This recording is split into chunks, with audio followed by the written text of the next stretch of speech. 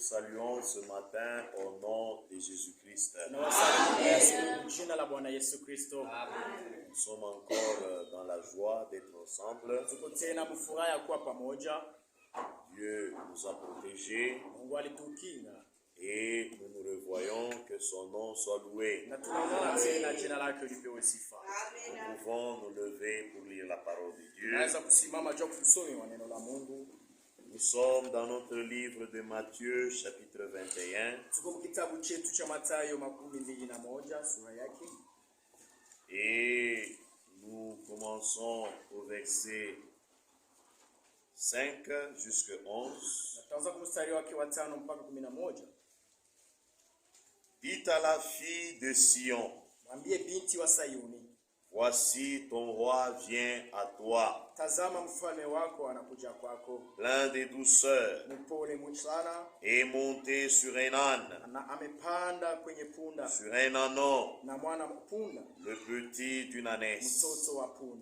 Les disciples allèrent et firent ce que Jésus leur avait ordonné. Ils amenèrent l'ânesse et l'ânon, mirent sur eux leurs vêtements et les firent asseoir dessus. La plupart des gens de la foule étendirent leurs vêtements sur le chemin. D'autres coupèrent des branches d'arbres et enjonchèrent la route. Ceux qui précédaient et ceux qui suivaient Jésus, ils criaient, Hosanna au fils de David. Béni soit celui qui vient au nom du Seigneur. Hosanna dans les lieux très hauts. Et lorsqu'il entra dans Jérusalem, toute la ville fut émue. Et l'on disait, qui est celui-ci? La foule répondait, c'est Jésus, le prophète de Nazareth en Galilée.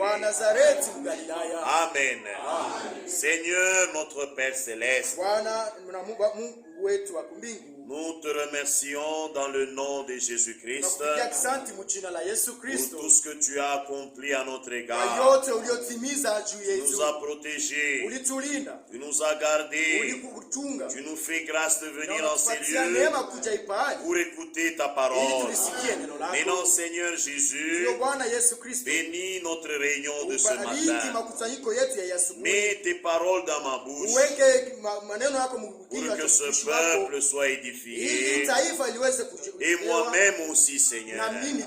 Bénis l'interprète, bénis le berger, bénis la chorale, bénis les frères et les sœurs.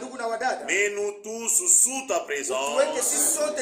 Enlève toute forme de distraction et que nous puissions te suivre, Seigneur. Nous nous recommandons à toi. Dans le nom de Jésus-Christ. Amen. Nous pouvons nous asseoir. Nous avions commencé cette prédication le vendredi. Qui est celui-ci? Et c'est une portion de la parole de Dieu. Les gens qui se sont posés cette question, quand on a vu Jésus commencer à entrer en Jérusalem, et les gens criaient sur lui, Hosanna au fils de David. Et quand ils criaient comme cela, la ville a bougé, les gens étaient dans la joie. Et ceux qui ne savaient pas ce qui s'est passé, ils ont posé la question. Qui est celui-ci sur qui les gens sont en train de crier Hosanna au fils de David? Qui est son père? Qui est sa mère?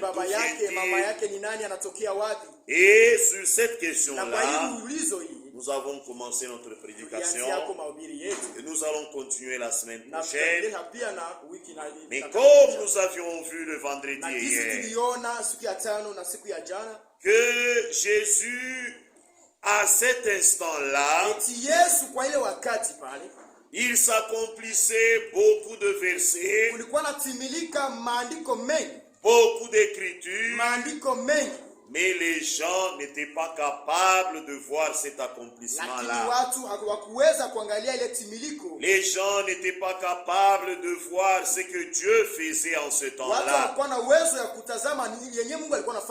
Et c'est pourquoi nous aussi aujourd'hui, nous allons mettre plus d'accent sur ce qui s'accomplit dans notre temps, que les gens ne sont pas capables de voir. Parce que si vous ne savez pas voir, comprendre, discerner ce que Dieu fait pour votre temps, vous serez aussi du nombre de ceux qui se poseront des questions. Comme il s'est posé des questions au temps de Jésus, qui est celui-ci? Alléluia. Déjà, quand Jésus montait sur un anon pour entrer dans Jérusalem, il accomplissait la prophétie de Zacharie.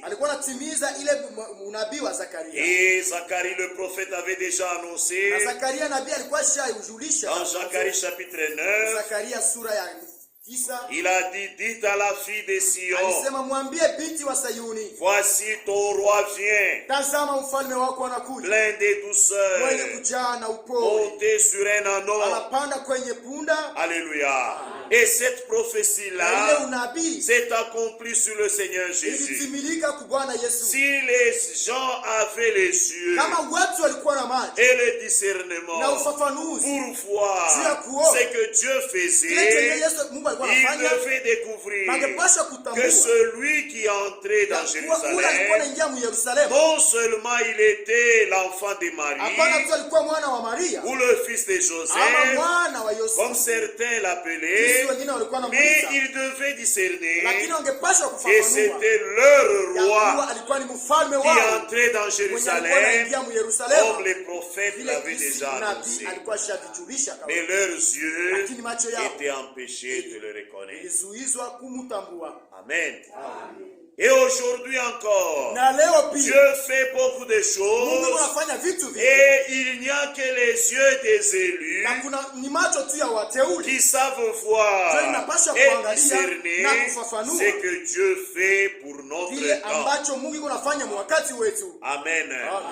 Et quand il criait Hosanna au fils de David, ils accomplissaient aussi l'écriture. Mais les gens étaient autour. Ils n'ont rien compris. Alléluia. Et maintenant au verset 11 on a répondu, qui est celui-ci? On a dit, la foule répondait, c'est Jésus, le prophète, que Moïse avait déjà annoncé. Ce que Moïse avait annoncé s'accomplit encore devant nos yeux, mais ils n'ont pas pu le reconnaître. Alléluia. Ils étaient là, on leur a répondu que ce que vous voyez aujourd'hui, c'est ce que Moïse avait annoncé, que Dieu suscitera un prophète parmi vous et vous l'écouterez. Et ils attendaient ce prophète. Ils prêchaient tout le temps concernant ce prophète. Mais quand le prophète est venu, ils ne l'ont pas reconnu. Alléluia. Et maintenant, en continuant, Jésus est entré même dans le temple. Il a trouvé des gens qui étaient les vendeurs de pigeons dans l'église. Alors il les a chassés.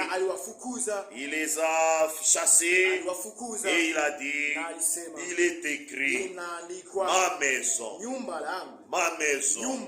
Et il ne pouvait pas comprendre que c'était lui l'auteur de la maison. Il était dans la maison. Et ils n'ont rien compris. Et ce serait malheureux aujourd'hui. Vous venez jour pour jour à l'église, mais vous ne savez pas reconnaître ce qui se passe dans votre temps. Ne venez pas ici comme les pentecôtistes. Ne venez pas ici comme les religieux. Venez ici avec les yeux ouverts pour savoir ce que le Seigneur fait. Sinon vous serez comme les sacrificateurs, les pharisiens. Ils étaient avec Jésus et ils empêchaient même les gens de crier sur Jésus et de dire Hosanna au fils de David. Ils n'ont pas su reconnaître cela. Amen. Et maintenant, quand il est entré dans sa maison, il a dit, ma maison sera appelée une maison de prière, mais vous en faites une maison de voleurs. Ah, alléluia. Et les gens venaient, des aveugles, des boiteux, des malades. Ils s'approchaient de l'auteur de la maison.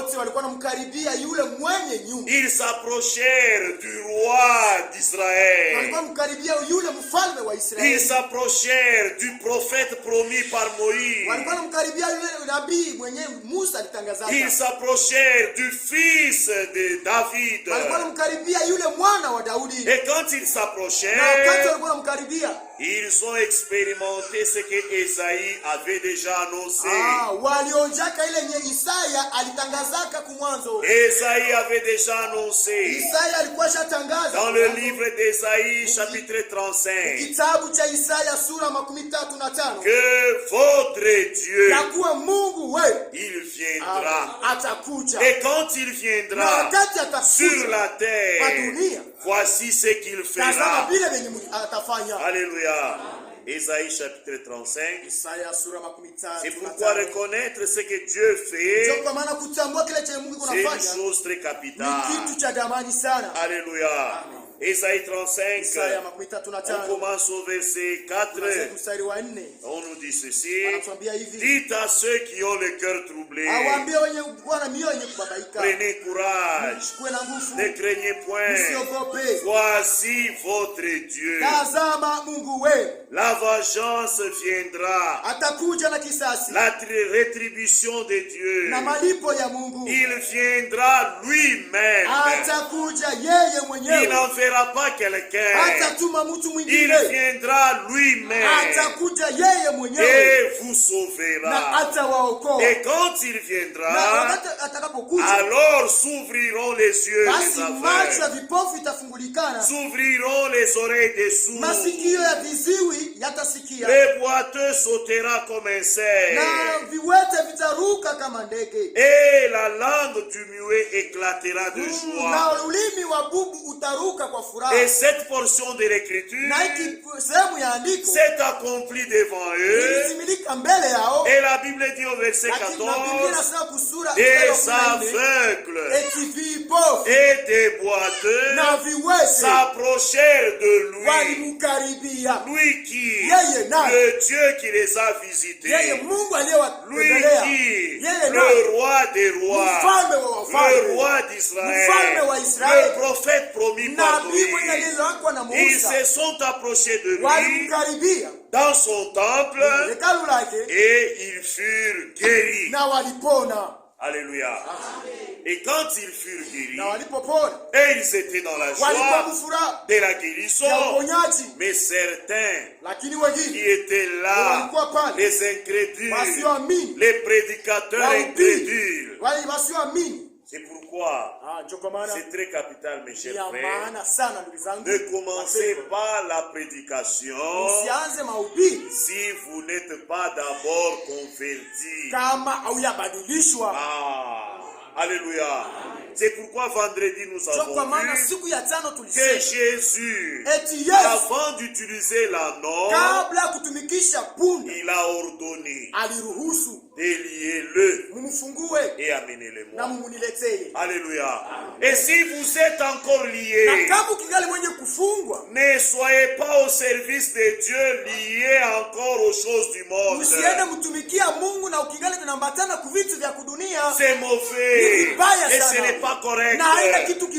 Le ministère que Dieu nous donne, ce n'est pas pour le ventre, ce n'est pas pour nos intérêts, mais c'est pour le salut des âmes. Amen. Reconnaissez cela. Ne soyez pas pressés. Attendez que vous soyez d'abord délivrés. Amen. Les principaux sacrificateurs, c'était des prédicateurs. Les bergers de l'église en son temps. Et les scribes, ceux qui étaient chargés d'écrire la loi, ils furent indignés à la vue des choses merveilleuses que Jésus avait faites. Jésus guérit les malades. Et eux, ils sont indignés.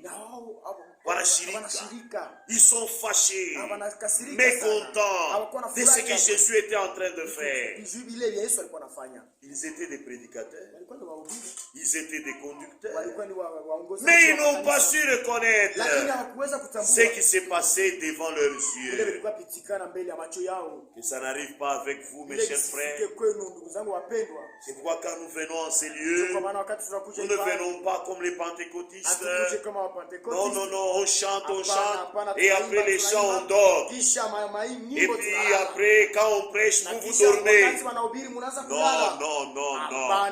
Nous, quand nous venons, nous avons un objectif, c'est la préparation. Nous venons ici pour nous préparer. Alléluia. Et si vous ne vous préparez pas, vous passez votre temps. Amen. Ils furent indignés à la vue des choses merveilleuses que Jésus a accomplies dans le temple. Et des enfants qui criaient dans le temple. Hosanna au fils de David.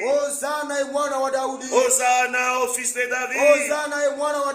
Et les bergers, comme ils étaient fâchés, ils étaient charnés, ils n'ont pas reconnu la visitation de Dieu. Leurs yeux étaient empêchés de le reconnaître. Alors ils posent la question à Jésus.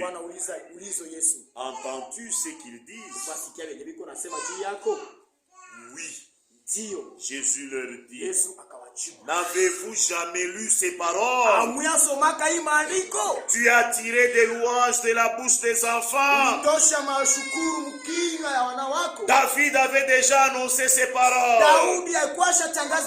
Tu as tiré la gloire de la bouche des enfants, de ceux qui sont à la mamelle. Et comme ils n'ont pas reconnu, il a guéri les malades et il est parti. Amen. Pour reconnaître le temps dans lequel vous vivez, vous devez regarder aux Écritures. Les Écritures ont déjà annoncé tout ce qui doit arriver sur la terre. Même ce qui arrive dans notre temps, les Écritures ont déjà annoncé cela. Amen. Aujourd'hui, quand nous voyons les hommes et les hommes se marier, les femmes et les femmes se marier, les Écritures avaient déjà annoncé cela. Maintenant, les élus, quand ils voient cela, Ils ne sont pas en train de rigoler. Oh, c'est la fin. Vraiment, c'est la fin. Et quand ils voient cela, ils se posent la question. C'est vrai, nous voyons les hommes et les hommes se marier, les femmes et les femmes se marier, et les mariages qui sont même bénis dans les églises. Qu'est-ce que cela veut dire? C'est la fin. Et maintenant, comme c'est la fin, qu'est-ce qui va arriver? Il dit, le Seigneur reviendra, il prendra son épouse, et le reste recevra la punition de Dieu. Amen. Et maintenant toi, est-ce que tu fais partie de son épouse? Non, moi je suis de l'église de Tumbwe. Et tu es malheureux. Si tu es de l'église de Tumbwe et tu n'es pas encore dans l'église de Jésus-Christ, dans l'épouse de Jésus-Christ, oh, tu es encore loin. Alléluia. Dieu nous a déjà envoyé un message. Et ce message nous appelle à sortir des dénominations. Nous appelle à sortir de nos églises et d'entrer quelque part dans le corps de Jésus-Christ. C'est là que vous devez entrer. Ne vous réjouissez pas d'être dans ce bâtiment. Ce bâtiment un jour pourrait être détruit. Ce bâtiment, c'est juste pour nous protéger contre le soleil et la pluie. Mais il y a quelque part là où le Seigneur veut que vous soyez. C'est en Jésus-Christ. Alléluia. C'est pourquoi, mes chers frères et sœurs, ne dites pas, moi j'étais méthodiste, j'étais catholique, j'étais kimbangiste, maintenant je suis tabernacle. Si tu es encore tabernacle, tu n'as pas encore fait la volonté de Dieu. La volonté de Dieu dans cet âge, ce n'est pas de devenir tabernacle. La volonté de Dieu dans cet âge, c'est d'être en Jésus-Christ. Amen. Vous devez sortir du tabernacle et vous devez entrer en Jésus-Christ. C'est ça la volonté de Dieu. Ne dites pas, oh, moi je travaille dans le tabernacle. Je suis diacre, je suis choriste, je suis interprète, je suis berger, je suis prédicateur. Moi je fais même des voyages pour aller prêcher. Même si tu prêches, est-ce que tu es dans la volonté de Dieu? Alléluia. Parce que la Bible dit, en ce temps-là, Jésus dira aux gens, allez-vous-en. Moi je ne vous connais pas parce que vous n'avez pas fait la volonté de Dieu. Alléluia. Et aujourd'hui, Dieu a sa volonté. Amen. Dieu a sa volonté. Et la volonté de Dieu, il nous a déjà fait connaître ce qui est sa volonté. Il nous a envoyé un message comme il avait prévu de le faire. Il avait parlé par la bouche de Malachie, dans la bouche du prophète Malachie. Malachie a vécu presque 400 ans avant Jésus-Christ. Ah, alléluia. 400 ans. Et il a parlé de la part de Dieu. Il a dit Malachie, parce que nous devons aussi connaître ce qui se passe dans notre temps. Et non seulement le reconnaître, mais le croire fermement. Alléluia. Malachie chapitre 4, verset 5. Voici, je vous enverrai Élie le prophète. On s'arrête d'abord là-bas. Malachie n'a pas annoncé que Dieu nous enverra Zacharie le prophète. Malakia hakujulisha kwamba Mungu atatumia Zakaria nabii. Non. Hapana. Malachie n'a pas promis Moïse le prophète. Malakia hakulaga Musa nabii. Non. Hapana. Alléluia. Dieu sait ce qu'il dit. Mungu anajua nini kunasema. Quand il parle d'Élie le prophète, wakati kunasema Elia nabii, il sait pourquoi il est le anajua kwa prophète. nini inapaswa kuwa Elia nabii. Dans la Bible, il y a eu beaucoup de grands prophètes. Mu Biblia mulikuwa wa nabii wakuu wengi. Il y a eu le prophète Esaïe, mulikuwa nabii Isaya, Jérémie, Moïse, Musa, et beaucoup d'autres, Samuel, Ézéchiel, Malachie lui-même. Il pouvait dire, voici, je vous enverrai Malachie le prophète. Non. L'Esprit de Dieu, quand il a parlé, il a dit, je vous enverrai Élie le prophète. Il sait pourquoi. Et nous allons le découvrir avant le jour de l'Éternel. Ce jour grand et redoutable. Ce jour de la vengeance de Dieu. Et que fera Élie le prophète? Il ramènera le cœur des pères à leurs enfants et le cœur des enfants à leurs pères, de peur que je ne vienne frapper le pays d'intérêt. Ça, c'était une prophète et une prophétie que Malachie avait annoncé, mais qui s'accomplit dans notre temps. Alléluia. La première partie que nous venons de lire, ramener les cœurs des pères à leurs enfants. Quand vous lisez dans Luc, chapitre 1er, on trouve que cela s'est accompli avec Jean-Baptiste. Et au temps où Jean-Baptiste était en vie, cela s'est accompli avec lui. Vous le lirez dans Luc chapitre 1er, au verset 16. Il ramènera plusieurs des fils d'Israël au Seigneur leur Dieu.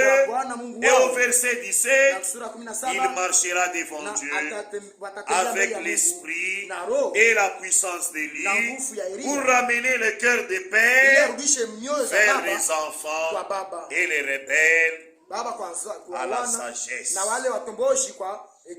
Amen. Et cela s'est accompli dans Jean-Baptiste. La première partie. Mais maintenant, quand Jésus était sur la terre, dans Matthieu chapitre 17, un jour il a dit aux disciples, il leur a dit que, allons, il leur a dit ceci, lisons. 6 jours après, Jésus prit Pierre avec lui, Jean et Jacques, et il les conduisit à l'écart sur une haute montagne. Et quand ils sont arrivés là-bas, il fut transfiguré et son visage resplendit comme le soleil et ses vêtements devinrent blancs comme la lumière. Après, les disciples qui étaient là, ils ont vu Moïse, ils ont vu Élie qui leur apparut. Et comme l'ambiance était merveilleuse, alors Pierre a pris la parole. Comme c'était un homme courageux, lui il exprimait ce qu'il pensait. Il n'était pas retenu. Quand il pense, même si c'est faux, il dit quand même. C'est comme ça lui. Et maintenant il a pris la parole. Il a dit, Seigneur, il est bon que nous soyons ici. Que nous soyons ici. Si tu le veux, moi je vais faire déjà des tentes. Une pour toi, une pour Moïse, une pour Élie. Même si nous nous manquons, nous serons seulement en train de vous regarder dans cette ambiance merveilleuse. Alors il était dans la joie. Et puis après, comme il parlait encore, une nuée vient les dérober. Et voici, Une voix fit entendre de la nuée, celui-ci est mon fils bien-aimé, en qui j'ai mis toute mon affection. Écoutez-le. Amen. Et quand ils ont fait cette expérience-là, maintenant ils sont tombés. Ils tombaient. Parce que la voix de Dieu est puissante. Aujourd'hui, c'est malheureux. Quelqu'un qui dit, oh Dieu m'a dit. Dieu m'a dit. Comme j'entendais quelqu'un, il dit, moi j'étais mort. Maintenant, là où j'étais parti, Dieu m'a dit, rentre, ton temps n'est pas encore là. Et c'est ainsi quand je suis ressuscité, j'ai commencé à servir Dieu. Frère, Dieu Tout-Puissant, qui a déjà son plan merveilleux pour cet âge. Il te fait revenir de là que tu étais parti. Et il ne te dit pas ce qu'il fait pour aujourd'hui. Non, ce n'est pas normal. Quand Dieu te fait revenir, il te dira sa volonté pour aujourd'hui. Alléluia. Il ne peut pas te faire rentrer sur la terre et puis tu continues encore dans le baptême au nom du Père, du Fils et du Saint-Esprit. Non, c'est faux. Dieu, il te fait rentrer sur la terre et il ne te fait pas connaître qu'il a déjà envoyé un message pour aujourd'hui. C'est faux. Alléluia. Et c'est pourquoi vous pouvez entendre ces gens-là. Il dit, quand j'étais dans l'autre côté, on a été avec Branham dans l'enfer. Cet homme était un magicien. Ce sont des gens qui ont des démons. Il ne faut même pas écouter ces faux témoignages-là. Quand Dieu t'appelle, il te fera connaître sa volonté. Alléluia. Et Dieu aujourd'hui, nous allons le lire. Ce n'est pas moi, mais c'est la parole de Dieu. Il a déjà tracé une voie pour aujourd'hui. Et les pharisiens en son temps n'ont pas su reconnaître ce que Dieu faisait en leur temps. Et c'est pourquoi, même après avoir crié Hosanna au fils de David, Hosanna au fils de David, c'était dans Matthieu chapitre 21. Mais dans Matthieu 27 déjà, on crie encore crucifiez-le, crucifiez-le, que son sang retombe sur nous et sur nos enfants, ceux qui n'ont rien reconnu. Et c'est malheureux. Quand Dieu vous visite et vous ne savez pas reconnaître, c'est malheureux. Alléluia. Et maintenant, lorsque les disciples ont entendu cette voix-là, ils ont fait cette bonne expérience. Verset 9 dit, comme ils descendaient de la montagne, Jésus leur donna cet ordre: ne parlez à personne de cette vision jusqu'à ce que le Fils de l'homme soit ressuscité des morts. Frère, Jésus parlait des choses difficiles à comprendre. Même les disciples, ne parlez à personne de cette vision jusqu'à ce que le Fils de l'homme soit ressuscité des morts. Nous croyons que c'est lui le Fils de l'homme. Il va mourir et il va ressusciter. Ça les a dépassés. Mais ce qui les préoccupait d'abord en ce moment-là, c'était Élie. Alors ils ont commencé à parler. Dis Seigneur, pourquoi les scribes? Pourquoi les scribes disent-ils qu'Élie doit venir premièrement? Wanasema ya kwamba Elia anapaswa kuja Parce kwanza. que nous avons vu Élie là-bas. Sababu sisi tulimuona Elia. Nous avons vu Moïse. Tuliona Musa. Comment ils pouvaient reconnaître que c'était Élie? Sasa namna gani walitambua ya kwamba alikuwa ni Et Elia? ils n'ont pas vécu au temps d'Élie. Hawakuishi wakati ya Je Elia. ne sais pas si en ce temps-là, il y avait même les photos pour savoir. Sio kama ile wakati kulikuwa mapicha shu kutambua. Et Élie était monté au ciel. Elia alipanda kumbingu. Comment ont-ils reconnu que celui-ci c'est Moïse, Namna celui-là gani c'est Élie? walitambua kwamba huyu ni Musa na ule ni Elia? Alléluia.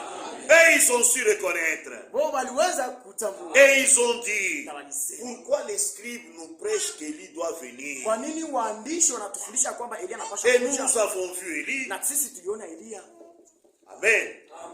Pourquoi ils nous enseignent comme ça? Kwa nini wanatufundisha? Et Jésus leur dit maintenant, Yesu akawaambia sasa, il est vrai ni kweli qu'Élie doit ya venir. kwamba Elia anapaswa kuja kwanza. Et quand il va Na venir, wakati atakuja, il va rétablir toutes choses. yeye atarudisha vitu vyote. Mais je vous dis Lakini nawaambia qu'Élie est venu. ya kuwa Elia ashakuja. Ils ont fait de lui ce qu'ils ont Na wao voulu. walifanya vile naye vile vya Ils ne Galilea. l'ont pas reconnu. Na abakumtambue Ils l'ont même tué. na walimuua pia.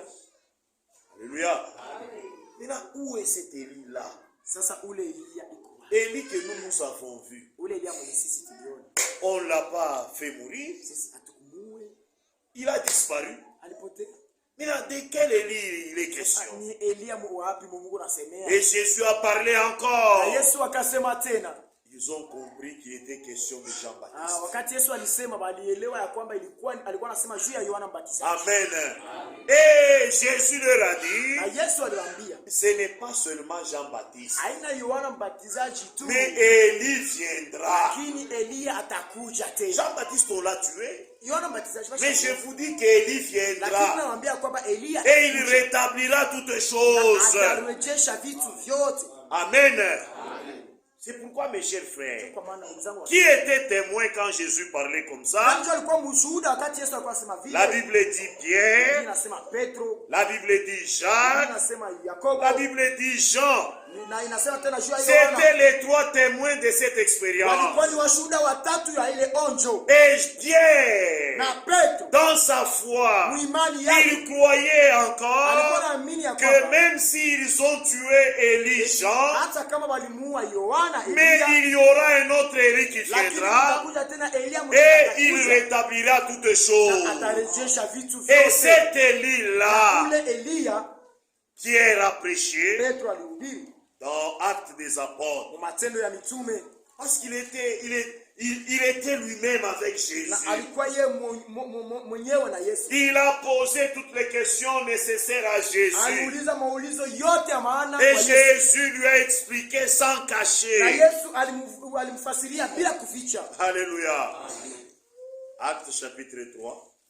Matendo ya mitume sura ya 3 Nous sommes au verset 19 kwa mstari wa 19 jusqu'à 21. mpaka 21. Repentez-vous Tumuni basi et convertissez-vous na mugeuke pour que vos péchés soient effacés, ili dhambi zenu ziondoshwe, afin que le temps de rafraîchissement ili vienne wakati ya kurejeshwa irudie de la part du Seigneur kutoka Bwana, et qu'il vous envoie apate kuwatuma, celui qui vous a été destiné, apate kumtuma ule aliyemhubiriwa Jésus-Christ. Yesu Kristo. Lui, il était avec Jésus. Yeye alikuwa pamoja na Yesu, Il a écouté la prédication de Jésus. alisikia mahubiri ya Yesu, Il a vu comment Jésus allait au ciel. na namna gani Yesu Et quand il a vu Jésus aller au na ciel, kama Yesu alikuwa na et l'ange lui a dit, na malaika alisema c'est Jésus que vous voyez monter. ule Yesu mmuko naangalia anapanda, Parce qu'ils étaient là en train de le sababu regarder. aliwakia pale yuko ni Seigneur, tu nous laisses comme Bwana, ça. unatuacha tu Tu hivi, t'en vas. unaenda. Alors, comme il regardait au Na ciel, kisa alikuwa angalia les yeux regardant Jésus qui montait, kuangalia Yesu kunapanda, il y a des gens qui sont apparus. watu wa walitoka, Et là, les deux anges sont apparus. malaika wawili walikuja, Il dit, homme Aliambia, galiléen, watu wa pourquoi Galilaya, vous arrêtez-vous à regarder? kwa nini mnasimama? C'est Jésus que vous regardez aller au Yesu ciel. wa Mungu naangalia nenda Il kumbinguni. reviendra de la même manière que vous l'avez vu aller. Unamuona iko naenda. Alléluia. Et Pierre était là. Il a gardé cela à son cœur. Maintenant, quand il a reçu le Saint-Esprit et qu'il commençait la prédication, il a dit aux gens, répentez-vous. Et quand vous allez vous repentir, Dieu amènera le temps de rafraîchissement. Voyez comme il fait chaud. Vous transpirez, il fait trop chaud. Alors, vous n'allez pas encore prendre l'eau chaude pour vous rafraîchir. Non, non. Vous allez chercher de l'eau fraîche. Quand vous buvez, maintenant vous sentez. C'est ça le rafraîchissement. Maintenant Pierre a dit, le Seigneur enverra les temps de rafraîchissement. Ya marekebisho. Alléluia. Il vous enverra le temps de fraîcheur. Et ce temps-là, il vous enverra aussi celui qui vous a été destiné. Le Seigneur Jésus. Il vous l'enverra. Maintenant, qu'est-ce qu'il dit? Le ciel doit garder le Seigneur Jésus jusqu'au temps de rétablissement de toutes choses. Ça veut dire le ciel ne peut pas libérer le Seigneur Jésus pour qu'il vienne sur la terre tant que le rétablissement n'a pas encore eu lieu. Et qui doit rétablir? C'est Élie le prophète. C'est pourquoi ce message est complètement lié au retour de Jésus. Nous, quand nous croyons, on croit c'est pour le retour de Jésus. Moi, je ne crois pas pour attendre le millénium, pour attendre la vie éternelle. Non, ce que moi j'attends là, ce n'est pas le millénium. Moi, ce que j'attends, c'est le retour de Jésus. Alléluia. Et ce message, Dieu ne l'a pas envoyé pour autre chose que le retour de Jésus. Vous aussi, quand vous croyez, vous venez nous rejoindre. C'est pour le retour de Jésus. Et Pierre a prêché en disant, le ciel doit garder le Seigneur Jésus jusqu'au temps de rétablissement de toutes choses. Amen. Et qui doit rétablir? Malachie a dit, c'est Élie le prophète. Amen. C'est pourquoi nous avions attendu Élie. Maintenant, Dieu a déjà envoyé Élie. Maintenant, c'est du passé. Dieu a déjà envoyé Élie. Ma soeur, Dieu a déjà envoyé Élie. Et Élie a fait son travail. Il a rétabli toutes choses. Amen. Il a rétabli toutes choses. C'est pourquoi aujourd'hui, ça sera malheureux qu'il y a des gens qui se disent croyants du message, mais qui croient que Branham c'est lui Jésus-Christ. C'est malheureux. La Bible n'a pas promis de nous envoyer Élie Jésus. Non. La Bible ne nous a pas demandé de croire comme cela. La Bible dit, je vous enverrai Élie le prophète. Maintenant, il y a des gens qui croient que le prophète Élie que Dieu nous a envoyé, c'est lui le Seigneur Jésus. Ils sont dans l'erreur. Et ils ne seront jamais enlevés. Amen. Si vous aussi vous croyez comme ça, vous êtes dans l'erreur. Le prophète que Dieu nous a envoyé, ce n'est pas lui Jésus-Christ. Amen. Vous pouvez dire, oh, peut-être ce n'est pas ça. Je vais vous lire quelque chose. Parce que ce sont les démons qui ont commencé depuis longtemps avec ces pensées-là. Amen. Et il nous dit, nous pouvons le lire dans le message Apocalypse chapitre 5. Nous pouvons commencer à lire cela dans le paragraphe 2 jusqu'à 5. Dimanche dernier, la plupart d'entre vous étiez ici lorsque j'ai raconté la vision de ce serpent tué au centre. Cette vision s'est réalisée à la lettre. Moins de 24 heures après l'avoir annoncé ici à la chaire. C'est glorieux de voir comment le Seigneur agit. J'ai 52 ans. Je n'ai jamais vu une seule vision faillir. Toutes ces choses se sont accomplies à la lettre. Et je me sens beaucoup mieux pour ça. Maintenant, tout ce que j'ai dit au sujet de cette accusation, il y a eu les accusations. Ou plutôt, ce n'était pas une accusation. Car cela venait d'hommes craignant Dieu. Et ayant un cœur droit. Quand mon ministère devient trop surnaturel, c'est que Dieu m'a beaucoup utilisé. Ils commencèrent à penser que j'étais le Seigneur Jésus. Et ils en firent une petite doctrine. Amen. Il y a des tabernacles qui sont parsemés partout. Et des gens qui se disent du message. Et qui croient que Branham c'est lui Jésus-Christ. C'est ce qu'il dit lui-même ici. Alléluia. Il dit, il y a des gens, quand mon ministère devint trop surnaturel. Imaginez frère Branham.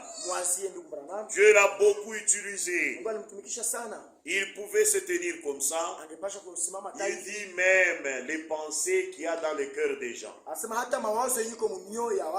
Il dit ce que vous pensez là. Il vous dit, je vois tel habillé en tel habit qui est en train de penser comme ceci, comme cela. Il vient de tel endroit et tel endroit. Son nom c'est tel, son père c'est tel, sa mère c'est tel. Il est sur telle avenue et telle avenue. Et ces choses-là, il était en train de dire et cela était exact. Et les gens commencent à dire, on n'a jamais vu des gens faire ça. Cet homme, c'est lui Jésus. Et c'est ce qu'il dit ici. Et il y a même des gens qui croient comme ça. Même ici à Tumbu, il y a des gens qui croient comme ça. Ils croient que Branham c'est lui Jésus-Christ. Mais Branham lui-même, qui a été envoyé par Dieu, il dit, cette petite doctrine-là, des gens qui croient que j'étais le Seigneur Jésus, fut immédiatement stoppé. Ah, ça a été immédiatement stoppé. Et il dit merci Seigneur pour cela. Alléluia. Maintenant si aujourd'hui vous êtes dans un tabernacle, vous croyez que Branham c'est lui Jésus-Christ, vous irez tout droit en enfer. Avec vos brochures tout droit en enfer. Avec votre pasteur tout droit en enfer. Parce que c'est lui qui croit que Branham est Jésus-Christ, il n'est pas sauvé. Il n'est pas sauvé. sauvé. Même s'il a beaucoup de brochures avec lui, il n'est pas sauvé. Parce que le salut est basé sur Jésus-Christ. Terminé. Amen. C'est pourquoi faites attention. Même quand vous devez aller à Lubumbashi, à Likasi, mais il y a beaucoup de faux tabernacles et des gens qui croient des faussetés. Mais vous devez savoir ce que vous croyez. Sinon, on va vous acheter. Et vous serez des gens achetés à prix d'argent. Mais nous, Dieu nous dit que notre salut ne peut pas être comparé à de l'or ou à de l'argent. Amen. Et c'est Branham lui-même qui parle. Et il dit que le ciel doit recevoir jusqu'au temps de rétablissement de toutes choses.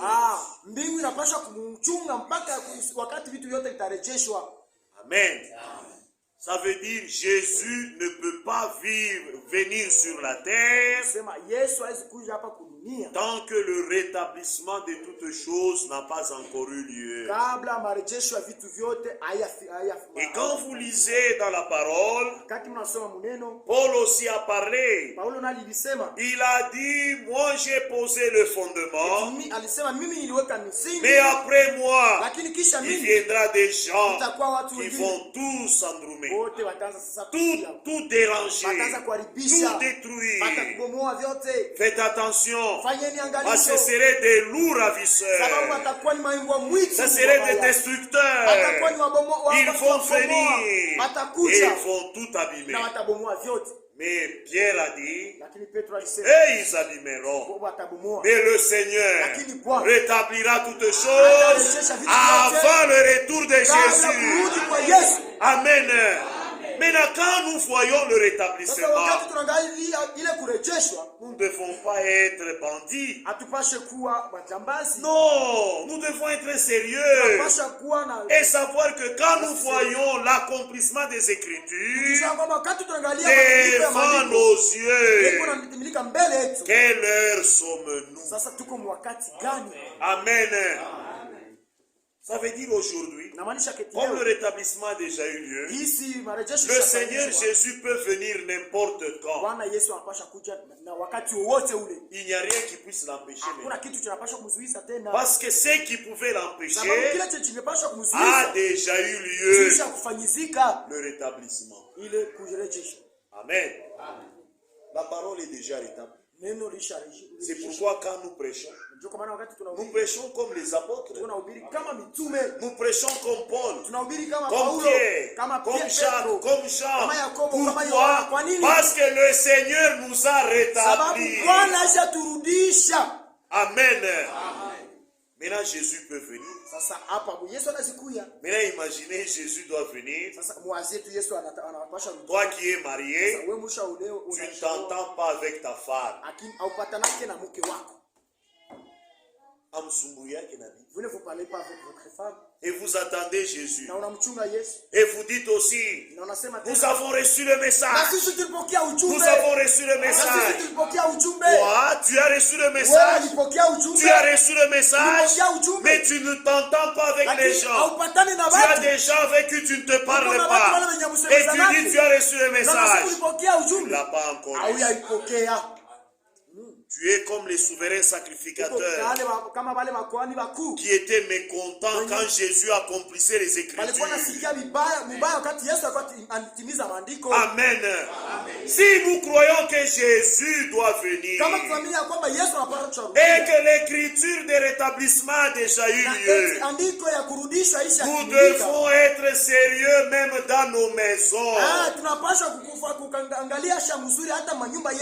Hata mumanyumba yetu tunaanza kujangalia bibi yangu tunatembea je, bwana yangu tunatembea je, parce que Jésus peut maintenant venir n'importe quand.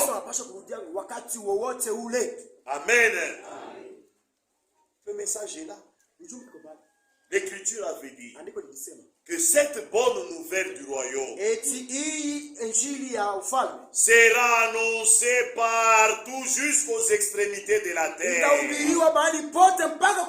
Frère, pour la première fois, ce message restauré est envoyé dans tous les 4 coins de la terre.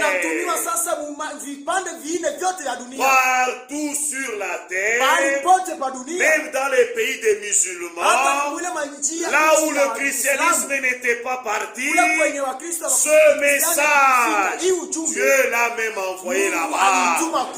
Il a envoyé un serviteur fidèle qui a pris la parole de Dieu et qui est parti là-bas. Et Dieu aussi là-bas a suscité Ephésiens 4:11. Des serviteurs là-bas chez les musulmans, même chez les Indiens, même chez les hindous. Dieu a envoyé ce message pour accomplir la parole de Dieu qui dit: cette bonne nouvelle du royaume sera envoyée partout pour servir de témoignage. Alléluia. Ce message est déjà parti là-bas. Et maintenant, nous voyons cela s'accomplir de nos yeux. Mais c'est le temps où nous, maintenant les prédicateurs, nous commençons à coucher les femmes dans les églises. Prédicateur et on a tombé à la sœur Mukanisa. Le prédicateur qui. Mais après il dit: cette bonne nouvelle du royaume sera annoncée partout. Est-ce que tu as déjà compris ce que tu dis? Alléluia. Mes chers frères, Dieu a déjà parlé. Nous sommes déjà au temps de la fin. Ne faisons pas comme les souverains sacrificateurs. Ils ont l'écriture accomplie devant leurs yeux. Et ils se fâchent. Ils veulent même tuer celui qui accomplit les écritures. Alléluia. Amen. Les écritures s'accomplissent devant nous. Et nous voyons cela de nos yeux. Mais qu'est-ce que nous faisons? C'est le temps où le frère était très zélé. Maintenant, il ne vient même plus à l'église. Frère, pourquoi tu ne viens pas? Ma soeur, pourquoi tu ne viens pas? Les frères, même si je ne viens pas, je crois au message. Tu crois quel message? C'est quel message? Le message que nous croyons, c'est un message de préparation. Vous ne pouvez pas vous préparer en restant chez vous à la maison. La Bible dit, ils étaient tous ensemble et ils partageaient la parole de Dieu. Vous ne pouvez pas vous préparer en restant chez vous. Non. Venez ici, écoutez la parole, mettez-la en pratique. C'est ça la préparation. Amen. Vous venez ici, vous étiez vraiment une sœur sérieuse, mais vous sortez d'ici, les païens commencent même à se jouer de vous. Comment vous pouvez être notre sœur, sauvée par le sang de Jésus? Et puis les païens se jouent de toi comme un jouet. On couche avec toi, on te touche n'importe comment. Oh, j'attends l'enlèvement. En jouant comme ça. Et toi qui es ici, j'attends l'enlèvement. Notre berger, c'est frère Kazali, il nous presse très bien. Cet homme-là, quand il presse, je sens même dans mon mais tu vas partir comment? Quelle est ta vie? Quelle est ta vie? Ne viens pas nous accompagner. Tu dois être prêt. Et être prêt, c'est prendre la parole et la mettre en pratique. Alléluia. Ne venez pas nous accompagner. Vous serez distraits. Et vous allez manquer. Dieu a déjà accompli sa parole. Mes chers frères, le Seigneur nous a déjà envoyé Élie le prophète. Lisons un peu dans Luc, chapitre 17. Ce sont des choses que Dieu a accomplies parmi nous, mais les gens semblent ne même pas voir ce que Dieu fait. Ils sont comme les pharisiens de ce temps-là. Ils voient ce que Dieu fait, mais ils ne s'en occupent pas. Luc, chapitre 17. On commence au verset 26. Ce qui arriva du temps de Noé arrivera de même au jour du Fils de l'homme. Les hommes mangeaient, buvaient, se mariaient leurs enfants, jusqu'au jour où Noé entra dans l'arche. Et le déluge vient, et les filles tous périrent. Amen. Aujourd'hui, c'est le temps dans lequel nous vivons, qui est semblable au temps de Noé. Au temps de Noé, Dieu avait envoyé un message. Comme au temps aussi où nous sommes, Dieu a envoyé un message. Alléluia. Et le message au temps de Noé, c'était d'entrer dans l'arche. Musafina. Et le message aujourd'hui, c'est d'entrer en Jésus-Christ. C'est pourquoi même Frère Branham a apporté un message. Qu'est-ce que le Saint-Esprit? Comment le recevoir? Alléluia. Il faut que chacun d'entre nous arrive au baptême du Saint-Esprit.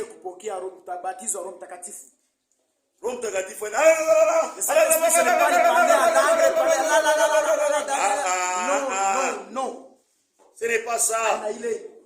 Vous parlez en langue et vous sortez, vous faites des dégâts. Ce n'est pas ça le Saint-Esprit. Alléluia. Le Saint-Esprit, c'est Dieu lui-même. Par sa puissance, il vient habiter en vous. Alléluia.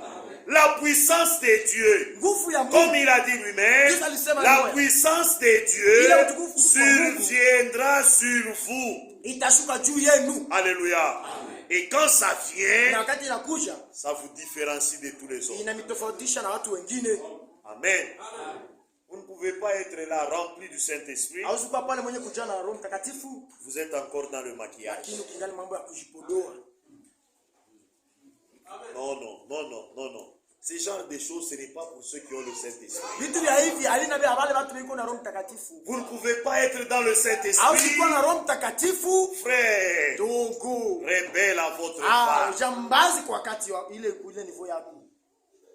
Aujourd'hui, vous êtes notre frère, mais vous tabassez votre femme. Rempli de l'Esprit Saint.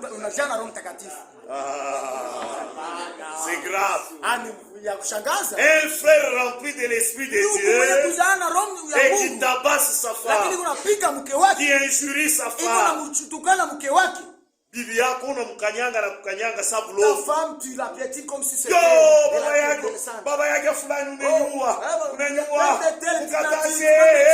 mukataze ni nini. Oh, ni bantu bena chunga levema. Oh, ce sont des gens qui attendent l'enlèvement. Bena mtatula ko bele bena chunga levema. Et c'est ça. Et vous croyez attendre l'enlèvement? Non. Si vous vivez comme cela, l'enlèvement n'est pas pour vous. Alléluia. Vous attendez l'enlèvement. Mais vous allez chez les ballons. Parole kwako. C'est vrai, il y a la parole. Quand frère Kazadi on a oublié tout. Quand le frère Kazadi prêche, vous sentez vraiment, on dirait que vous voulez y entrer, mais Mais il n'y a pas le feu. Le feu. Nous cherchons la parole. Et puis nous allons chercher le feu. Non. Tu es loin. La parole véritable de Dieu est toujours accompagnée du feu. Alléluia. Vous ne pouvez pas sortir ici. Vous allez chez les balobis. Ils ne sont pas comme ceux qui font la prière de vin. Ils prient aussi comme le frère Kazadi, non? Est-ce que vous avez vu allumer des bougies? Non, ils n'ont pas allumé des bougies. Et ils ont seulement le feu. Mais les frères ont la parole. Maintenant, je prends la parole et le frère. Tu ne comprends rien. Alléluia. Vous ne pouvez pas mélanger ce message à autre chose. Non. Alléluia. Le feu est déjà ici. Que Dieu t'ouvre les yeux pour voir ce feu-là. Alléluia. Ne soyez pas distraits. Vous voyez ce message et vous allez encore là-bas. Vous allez faire quoi? Vous ne comprenez pas. Alléluia. Et vous êtes là, vous ne comprenez rien. Et on nous dit, au temps de Noé, le message a été envoyé, il a été prêché. Et ce qui est arrivé là, c'est que beaucoup de gens n'ont pas accepté le message. Seulement la famille de Noé. Et c'est ce qui arrive aujourd'hui. N'attendez pas que nous serions la majorité ici à Toumou. Non. Même si vous allez à Lubumbashi, il y a une grande église. Ce n'est pas la majorité. Lubumbashi a presque 7 millions d'habitants au-delà. Banapita na 7 millions. Mais l'église là n'a que 7000 personnes peut-être. Donc c'est rien. Et ce message ici, ce n'est pas pour tous. Ce message, c'est pour les élus. Ceux qui ne sont pas élus, ils vont nous fuir. Ils vont quitter. C'est pourquoi ceux qui viennent et qui sortent, ils ne sont pas les élus.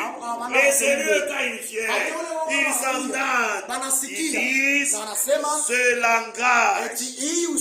Ça convainc mon cœur. Alléluia. Mais on a des frères dangereux. Ils attendent le retour de Jésus. Même pour se repentir, il faut les supplier.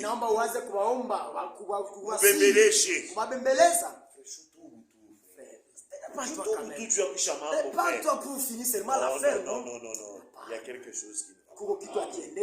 Un enfant de Dieu qui attend le retour de Jésus, lui, il s'est dit, s'il y a quelques tâches, je dois enlever ça. Je dois être en ordre. Parce que le Seigneur peut venir même cette nuit. Le Seigneur peut venir même cet après-midi. Maintenant, toi qui es ici, tu ne parles pas à telle soeur, tu ne parles pas à tel frère. Quand tu regardes ton frère, ton cœur gonfle, tu es fâché. Oui, frère, oui. Même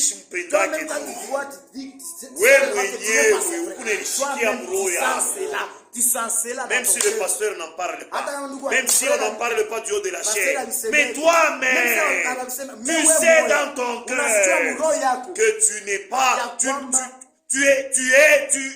tu haïs ton frère. Même si c'est caché dans ton cœur. Mais devant Dieu, ce n'est pas caché. Alléluia. Devant Dieu, ce n'est pas caché. Maintenant, tu iras dans l'enlèvement comment? Parce que le message que nous avons ici, c'est pour nous préparer au retour de Jésus. Est-ce que vous comprenez? Ce sont des choses qui s'accomplissent devant nous. Mais les gens se comportent comme les scribes et les pharisiens au temps de Jésus. Amen. Maintenant, il dit ici, ce qui arriva au temps de l'autre arrivera pareillement. C'est au temps de l'autre qu'il y a eu les homosexuels. Et cela était là, ça s'accomplit. Et les gens font ça. J'ai consulté sur internet, même à Lubumbashi ici, il y a des homosexuels. On donne même leur adresse. D'abord on dit, pour que tu comprennes ma détail, il faut annoncer ou homosexuel ou à part. Ansia kumbele kuleta yako, kisha ndio tukoneshe kule utatupata. Tu nous dis si tu es homosexuel et nous te dirons où est-ce que tu vas nous trouver. Lubumbashi. Et tu te poses la question, c'est toujours ici à Lubumbashi, la ville de Lubumbashi. Et c'est normal. Et les gens disent, bon, c'est leur droit. Mais nous les élus, quand nous regardons, nous disons gloire à Dieu. Parce que ce qui était promis s'accomplit même dans notre ville. Alléluia. Et maintenant, qu'est-ce que ça fait sur nous? Est-ce que ça change quelque chose? Ou nous sommes indifférents? Nous disons, les catholiques prient même pour il ne fait pas de telles blagues. Pasteur wetu asipenda kile mchezo vraiment n'aime pas de telles choses. Bila kuona kwa normal kama ulifanya kana temikataria. Même dans le bibi na mwanaume na mwanaume. Yata se. Kanisa ile l'homme chafia vile ina. Et donc dans notre église de telles choses de dans notre église ça n'y est pas. Mais qu'est-ce que ça fait sur ta vie? Tu dois te poser la question. Ceux qui doivent être enlevés, ce sont des gens qui croient ce message. Mais il y a quelque chose qu'ils doivent avoir. C'est le Saint-Esprit. Je dois maintenant commencer à me poser moi-même. Comme je vois ces homosexuels, je vois Élie le prophète qui est déjà venu. Je vois la nourriture spirituelle qui est là. Je vois toutes ces choses s'accomplir. Maintenant, est-ce que j'ai déjà reçu le Saint-Esprit depuis que j'ai cru? Ou j'ai fait seulement des va-et-vient à l'église? Et si je n'ai pas encore reçu le Saint-Esprit, pourquoi je ne l'ai pas encore reçu? Amen. Est-ce que chacun d'entre nous peut aussi se poser cette question? Pourquoi je n'ai pas encore reçu le Saint-Esprit? N'est-ce pas ça le feu que nous cherchons? Le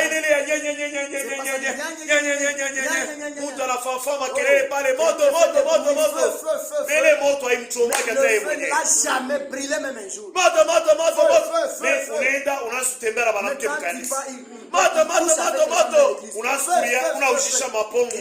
Il est en train de vendre les pommes dans l'église. Tu vends même de l'eau dans l'église. Yesu alibandama hapa mavandeur na mapigeon enye pigeon ina representer Roho Mtakatifu balibandama alejweke unakuwa commerçant mkanisa mais on a des commerçants dans l'église et vous dites leo na moto le feu c'est malheureux. Mais Dieu veut que vous ayez le feu. Que chacun d'entre nous puisse avoir le feu en lui. Le feu du Saint-Esprit dans votre cœur qui consume les racines du mal, qui consume la haine, qui consume la méchanceté.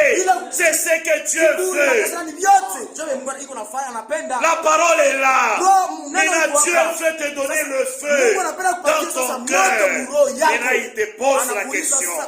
Qu'est-ce qui empêche que toi, tu sois dans ce feu-là? Amen. Qu'est-ce qui t'empêche? Ile siku ile ni Ethiopienne unatembea, haiko unatembea. Anafika pa mai anamuuliza Filipo asema, "Eh bwana, qu'est-ce qui empêche que je sois baptisé? Parce que l'eau est là. Quand l'unique éthiopien était arrivé tout près de lui, il dit, qu'est-ce qui empêche que je sois baptisé? L'eau est là. Alléluia. Philippe a dit, si tu crois que le Seigneur Jésus est ton sauveur, il est celui qui était venu pour mourir pour tes péchés, il est le Fils de Dieu.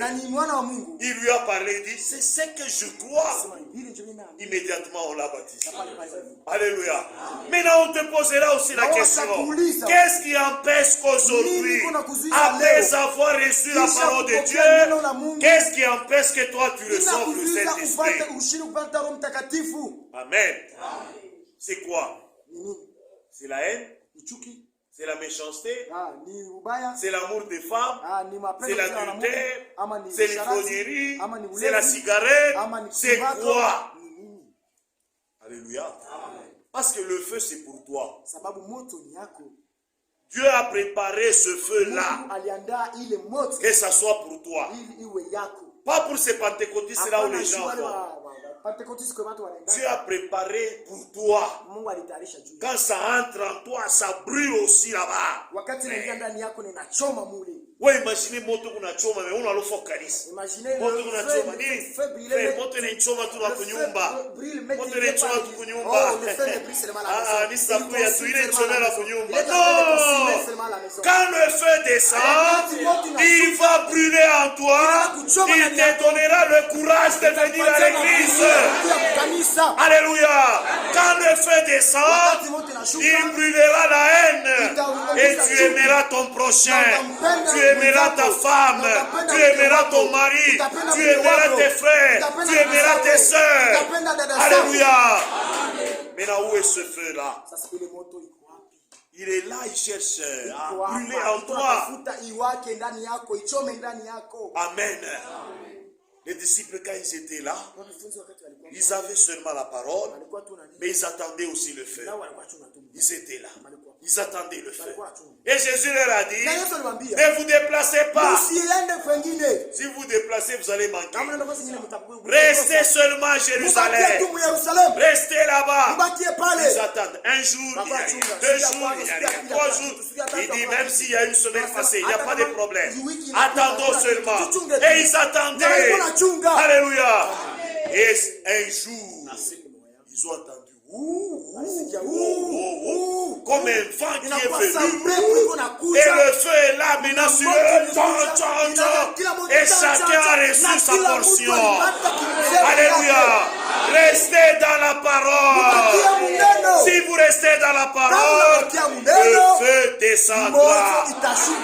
Mais si vous allez dans les interprétations, dans les mélanges, le feu ne descendra pas. Amen. Ils ont posé la question. Qui est celui-ci? Ils n'ont pas su reconnaître qui il était. Parce qu'ils n'ont pas regardé aux Écritures. Et c'est pourquoi nous dans l'église, nous regardons aux Écritures. Que disent les Écritures? Que disent les Écritures? Dans l'église, ce qu'il nous faut, ce sont les Écritures. Et nous agissons et faisons tout selon les Écritures. Et quand nous faisons tout selon les Écritures, nous avons l'assurance que Dieu va nous bénir. Amen. Et maintenant, au temps de Lot, Dieu a vu le péché. Il devait venir pour détruire. Mais avant de venir détruire, il y avait un prophète, Abraham. Et Dieu a dit, je ne peux rien faire sans avertir mon prophète. Parce que le livre d'Amos dit, le Seigneur ne fait rien sans révéler son secret à ses serviteurs les prophètes. Alors comme c'était en ce temps-là, il y avait un prophète. Son nom c'était Abraham. Alléluia. Et quand il est descendu, il a dit, je dois commencer par le prophète. Il est allé chez le prophète. Et quand il est arrivé chez le prophète, c'est ce qui nous intéresse nous. Ce qui concerne les élus. Les histoires d'homosexuels et tout, ce sont des petits signes. Des petits signes pour les incrédules.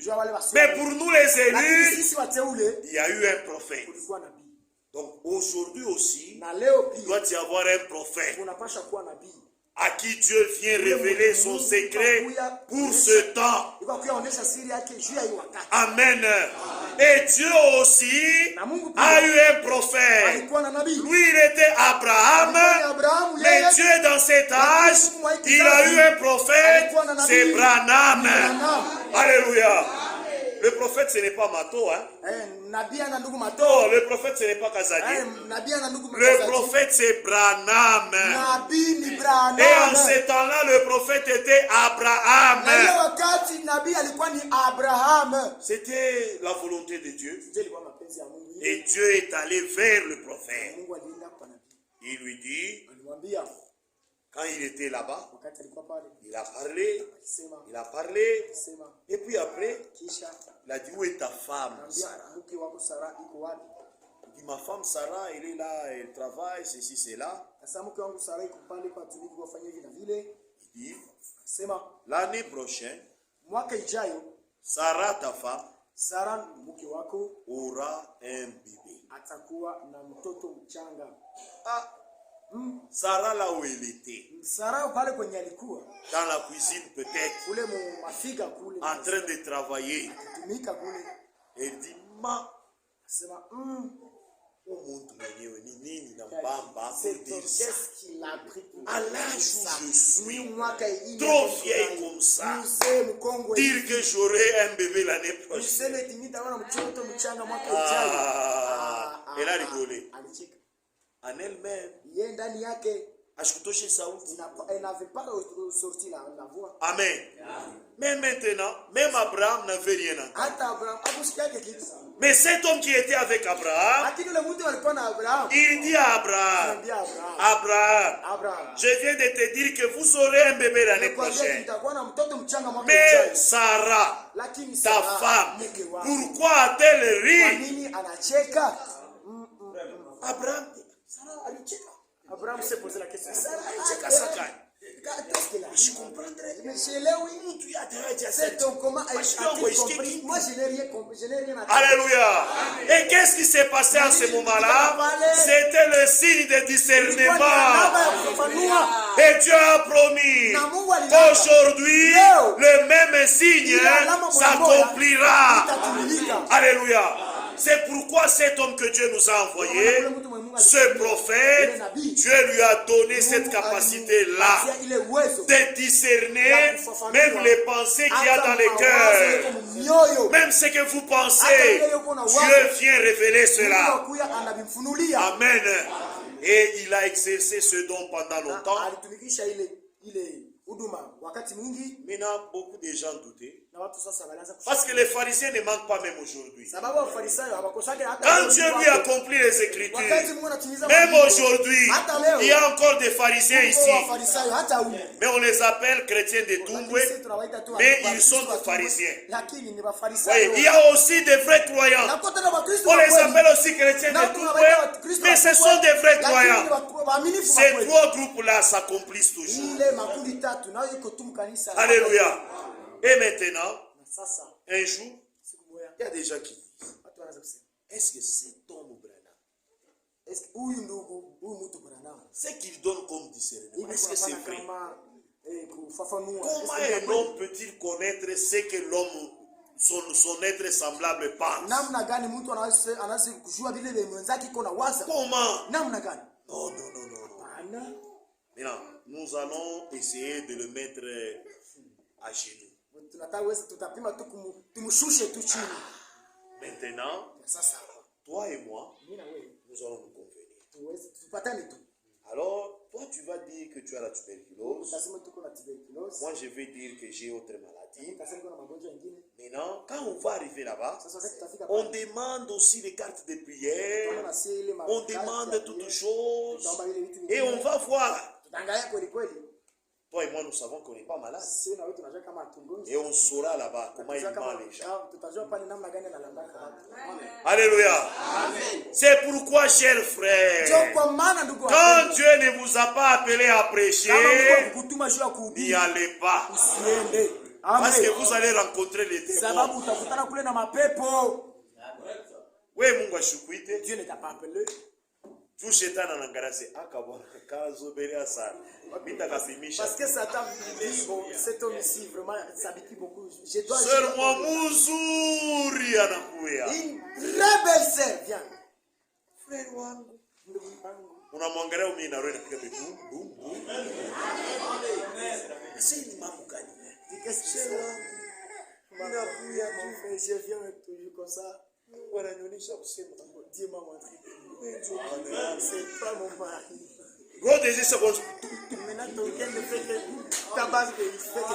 Asa Mungu alikuita. Dieu t'a appelé. Tu unaanza, oh non, sœur. Tu vois, sœur. Est-ce que c'est vrai que Dieu t'a montré ça? Mais notre Dieu ne ment point. Hein?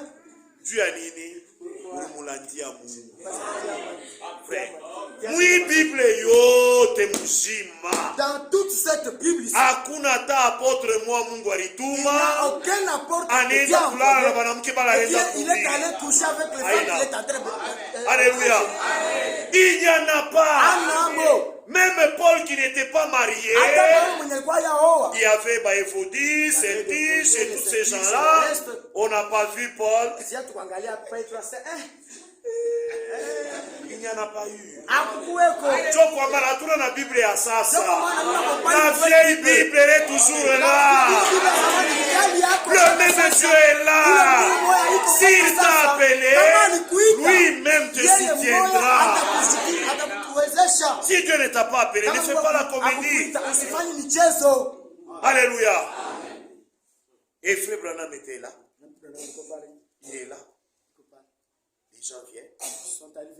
Nous avons la carte de prière. Carte de prière numéro 2. Ok.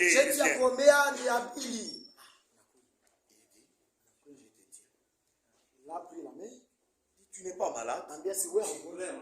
Non, je suis malade. Non. Dieu me dit que frère, Dieu ne se trompe jamais. Alléluia. Dieu me dit que tu n'es pas malade. Dis non, je suis malade. Et Dieu lui montre maintenant en vision.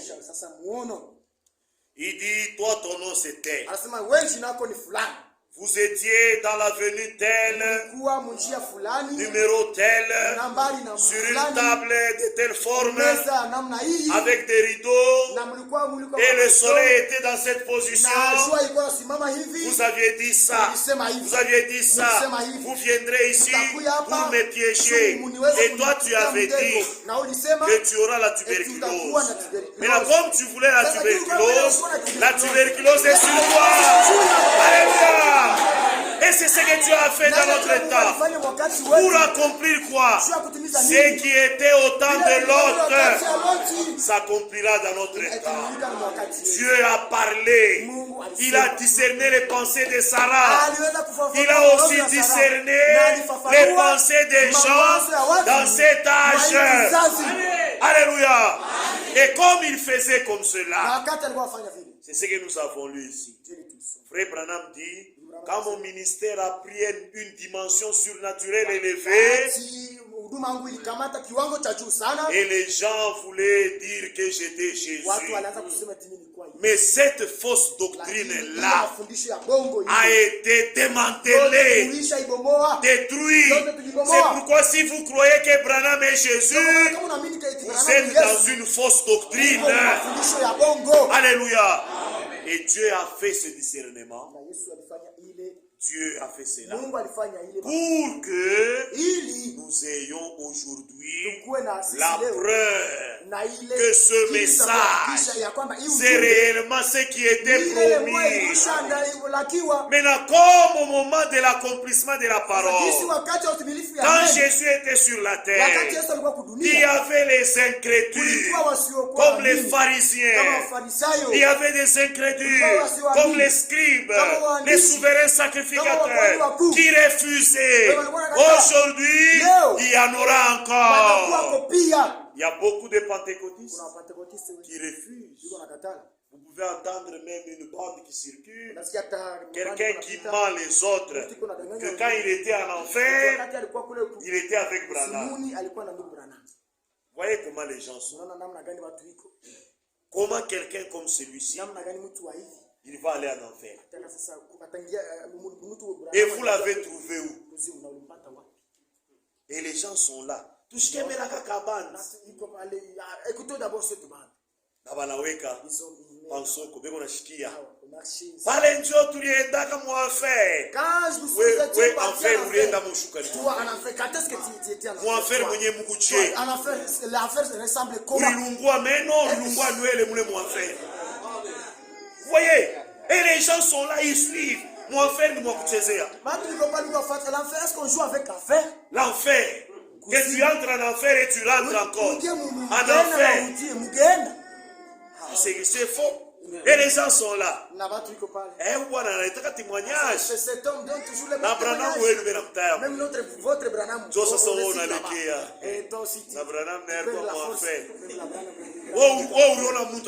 Est-ce que toi tu as vu quelqu'un aller en enfer? L'enfer existe où? L'enfer existe qui est déjà entré en enfer?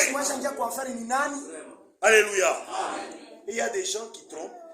Ils ne connaissent même pas les Écritures. Quand est-ce que l'enfer va commencer? Ils ne connaissent rien. Et vous aussi, si vous ne connaissez rien, frère, comment vous allez? Nous allons bien. Tout bien ça. Nous ne portons pas. Il y a tout témoignage, frère. J'ai entendu ce témoignage et ça m'a beaucoup troublé. Frère Branham, coupé comme enfer. Donc, le frère Branham est en enfer. Pourquoi vous me demandez ces choses ici? Vraiment, je souffre à l'intérieur. C'est parce que vous ne connaissez pas les Écritures. Alléluia. C'est enfer. Où se trouve l'enfer? Où se trouve l'enfer? Fabulongo, sur la terre, en Amérique, mon pepo, où est-ce que et comment il a vécu le feu qui brille là-bas ressemble comment? Et les gens mentent. Mais si vous ne connaissez pas les Écritures, vous êtes troublés. Alléluia. Ce qui arriva du temps de l'autre arrivera pareillement. Et cela s'est accompli dans notre vie. Ce sont des choses réelles. Et cet homme-là a eu sa tuberculose. Il a commencé à pleurer. Il a pleuré. Il a pleuré. Mais tu reçois ta récompense. Alléluia. Si Dieu ne vous a pas appelé, ne faites pas d'enfants. Un jour, frère Branham, il prêche en Allemagne. Et pendant qu'il prêchait, un grand vent vient. C'était des magiciens. Ils se jouaient de lui. C'est pourquoi vous voyez les gens qui prêchent.